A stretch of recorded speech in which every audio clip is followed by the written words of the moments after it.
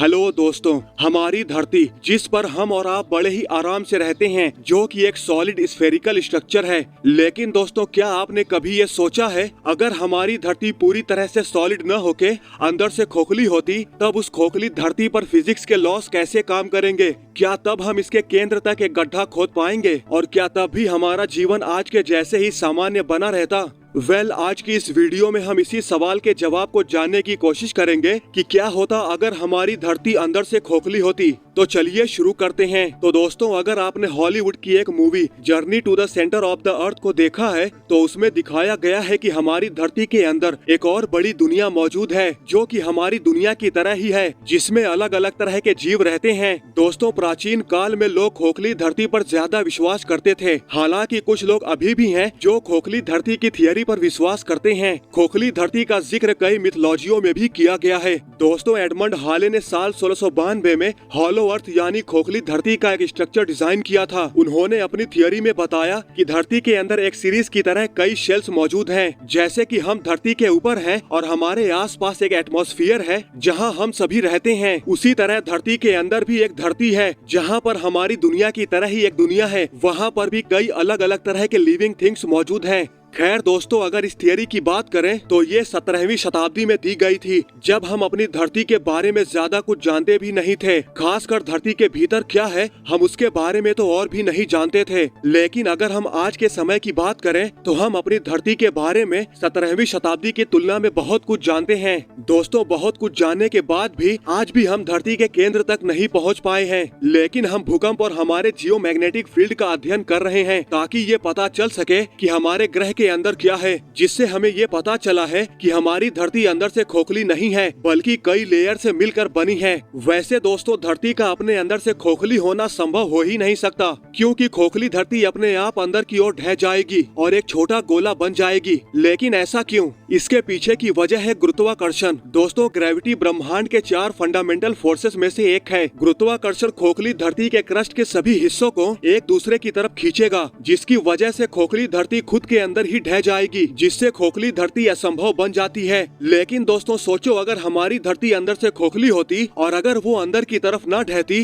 तब हमें किन किन चुनौतियों का सामना करना पड़ता। विज्ञान की दृष्टि से खोखली धरती पर जीवन के बने रहने की कितनी संभावना होती। तो दोस्तों, आइए विज्ञान की दृष्टि से खोखली धरती पर एक नजर डालते हैं। दोस्तों, अगर विज्ञान के नजरिए से देखा जाए तो खोखली धरती के हमें 2 सिनेरियोस को ध्यान में रखकर बात करनी होगी। पहला तो ये है कि खोखली धरती का मास वही हो जो मौजूदा धरती का है, और दूसरा सिनेरियो ये है कि धरती की डेंसिटी वही हो जो मौजूदा धरती का है। तो चलिए इन दोनों ही सिनेरियोस पर नजर डालते हैं। पहला सिनेरियो, दोस्तों मान लो धरती कुछ किलोमीटर की गहराई के बाद खोखली है। अगर ऐसा है तो आइए देखते हैं हमारे दैनिक जीवन पर इसका क्या प्रभाव पड़ेगा। दोस्तों, इस केस में सबसे महत्वपूर्ण रोल प्ले करेगा धरती का ग्रेविटेशनल फोर्स, जो कि मौजूदा धरती का है 9.8 मीटर पर सेकंड स्क्वायर। अब अगर हम अपनी परिकल्पना में दोनों ही धरती यानी खोखली और सामान्य वाली धरती दोनों का ही ग्रेविटेशनल फोर्स एक समान मानते हैं, तो खोखली धरती का भी मास वही होना चाहिए जो कि हमारी मौजूदा धरती का है, क्योंकि ग्रेविटेशनल फोर्स किसी भी ऑब्जेक्ट के मास पर डिपेंड करता है। दोस्तों, अगर किसी भी ग्रह का मास कम होगा तो उसकी ग्रेविटी भी कम होगी, लेकिन अगर दोनों का मास सेम है तो उसकी ग्रेविटी भी सेम होगी।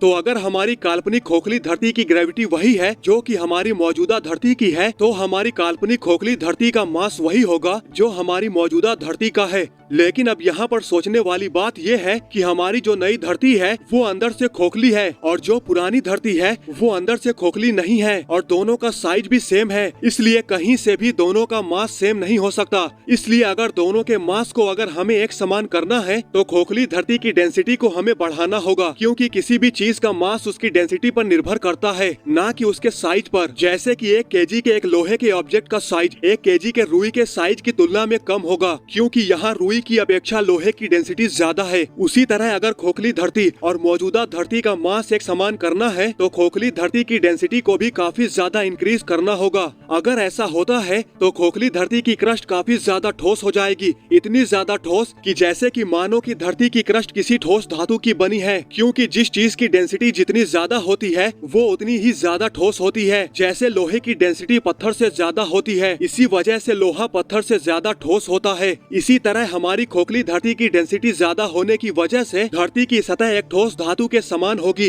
अगर ऐसा होता तो इस कंडीशन में धरती पर जीवन संभव नहीं हो पाता, क्योंकि धातु की तरह ठोस सतह पर ना तो कोई पेड़ उगता और न ही किसी तरह की खेती संभव हो पाती। दोस्तों, हम सभी जानते हैं कि धरती पर ऑक्सीजन पेड़ पौधों की वजह से ही है।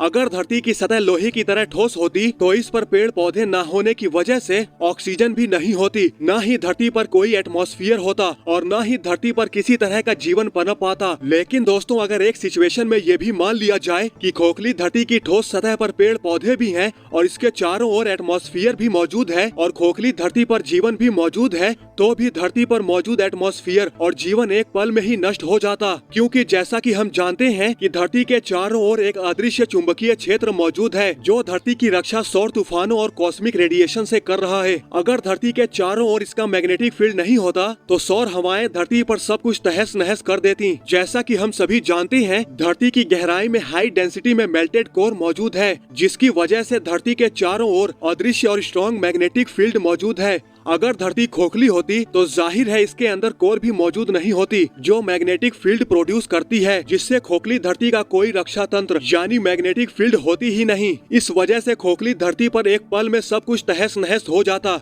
अब आइए दूसरे सिनेरियो पर नजर डालते हैं। तो दोस्तों, मान लो अगर धरती अंदर से खोखली है लेकिन खोखली धरती की डेंसिटी वही है जो मौजूदा धरती की है। इस सिचुएशन में खोखली धरती का मास कम हो जाएगा, जिसकी वजह से इसकी ग्रेविटी भी बहुत कम होती, इतनी कम कि इस पर एटमॉस्फेयर का टिके रह पाना नामुमकिन सा हो जाएगा, क्योंकि धरती पर एटमॉस्फेयर इसकी ग्रेविटी की वजह से ही है। अगर खोखली धरती पर एटमॉस्फेयर ही न होता तो इस पर जीवन का पनपना तो असंभव ही था। और हाँ, अगर धरती समान डेंसिटी के साथ खोखली होती तो ग्रेविटी पृथ्वी की सतह को इसके केंद्र की ओर खींचती और धरती का कम डेंसिटी होने की वजह से और एक सॉलिड स्फेरिकल स्ट्रक्चर के न होने की वजह से धरती टूट फूट कर बिखर चुकी होती। दोस्तों, जो लोग खोखली धरती पर अभी भी विश्वास करते हैं तो सॉरी दोस्तों, साइंस इस बात को स्वीकार नहीं कर सकता। दोस्तों, अब मैं आपसे पूछता हूँ, खोखली अर्थ हाइपोथेसिस पर आपके क्या विचार हैं? हमें कमेंट करके जरूर बताएं। तो दोस्तों, आज के लिए बस इतना ही। अगर आपको ये वीडियो पसंद आई है तो लाइक और शेयर करना न भूलें और ऐसी ही इंटरेस्टिंग वीडियो देखने के लिए हमारे चैनल को सब्सक्राइब करना बिल्कुल भी ना भूलें।